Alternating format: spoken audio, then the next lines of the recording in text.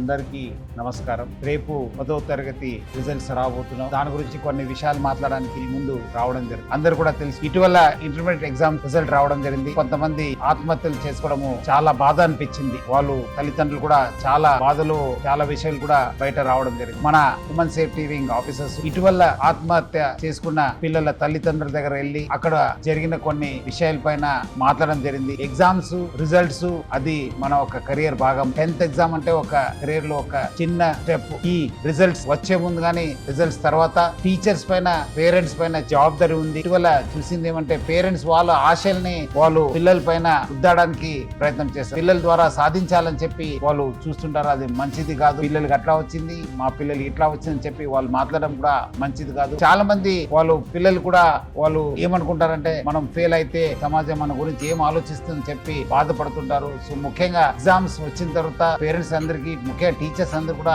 ఎవరెవరు ఇలాంటి తక్కువ మార్క్స్ వచ్చిన పిల్లలతో చాలా టైం గడపాలి. పేరెంట్స్ వాళ్ళతో ఉండాలి, వాళ్ళకు ధైర్యం నింపాలి, అట్లానే వాళ్ళకు తెలియపరచాలి. ఎగ్జామ్స్ అనేది ఒక చిన్న స్టెప్. రెట్టింపు ఉత్సాహంతో రాసి ఇంకా ఎక్కువ మార్క్స్ తీసుకోవడానికి ఒక మంచి అవకాశం, పాజిటివ్ ఫీలింగ్ తీసుకోవడానికి వాళ్ళు ప్రయత్నం చేయాలి. ఈ అనాలిసిస్ లో బయటపడింది ఏమంటే ఇలాంటి పిల్లలు కొంత సింగిల్ గా ఉండడము, మౌనంగా ఉండడము, గదిలో ఉండడము, లేదంటే అన్నం తక్కువ తినడము, లేదంటే లైఫ్ లో ఏదో పెద్ద కోల్పోయినట్లు వాళ్ళు ఒక బిహేవియర్ ఉంటుంది. దాన్ని పేరెంట్స్, టీచర్స్ గమనించాలి. కొంచెము ప్రోత్సహించే విధంగా వాళ్ళతో ఎక్కువ మాట్లాడడం. కానీ పేరెంట్స్ చాలా మంది ఇప్పుడు ఫాదర్ కూడా బయట పోతారు, మదర్ కూడా బయట పోతారు, పిల్లలు ఒకరే అయిపోతారు. అలాంటి సమయం కూడా ఈ ఆత్మహత్య చేసుకోవడము మనము గమనించాను. మీరు ఈ టైంలో వాళ్ళతో ఎక్కువ టైం స్పెండ్ చేయండి. అవసరమైతే మీరు లీవ్ పెట్టి పిల్లలతో టైం గడపండి. టీచర్స్ పైన కూడా చాలా ఒక పెద్ద రెస్పాన్సిబిలిటీ ఉంది. మార్క్స్ వచ్చిన వాళ్ళు 100 out of 100 వచ్చిన వాళ్ళతో టైం గడపకుండా మీరు ఇలాంటి మార్క్స్ వచ్చిన పిల్లలతో ఎక్కువ టైం గడపండి. వాళ్ళతో ఫోన్ లో మాట్లాడండి, లేదా పిలిపించి మాట్లాడండి, లేదంటే ఇలాంటి 4-5 పిల్లలతో కలిసి ఎంకరేజ్మెంట్ అయ్యే విధంగా మాట్లాడండి. కానీ వాళ్ళని ఒంటరిగా వదలొద్దు. ఎందుకంటే దీని వల్లనే వాళ్ళకి రకరకాల ఆలోచన రావడము, సమాజం గురించి, కెరియర్ గురించి చాలా ఏదో పెద్ద కోల్పోయినట్లు వాళ్ళు చేస్తుంటారు. ఎందుకంటే విద్యార్థులు ఎటువంటి పరిస్థితుల్లో ఆత్మహత్య లేని ప్రపంచాన్ని, సమాజాన్ని మనం నిర్మించాల్సిన బాధ్యత మా అందరి పైన ఉంది. టీచర్స్, పేరెంట్స్ వాళ్ళు ఆల్రెడీ ఇప్పటి నుంచే నాకు మార్క్స్ తక్కువ వస్తుంది, నాకు అట్లా వస్తుంది అని చెప్పి మాట్లాడుతుంటారు. వాళ్ళు ఇప్పటి నుంచే మీరు వాళ్ళకి మెంటల్ ప్రిపేర్ ఏ మార్క్స్ వచ్చినా మనకు మంచి జరుగుతుంది, what ever happens for the best అనే ఒక పాజిటివ్ కాన్సెప్ట్ ని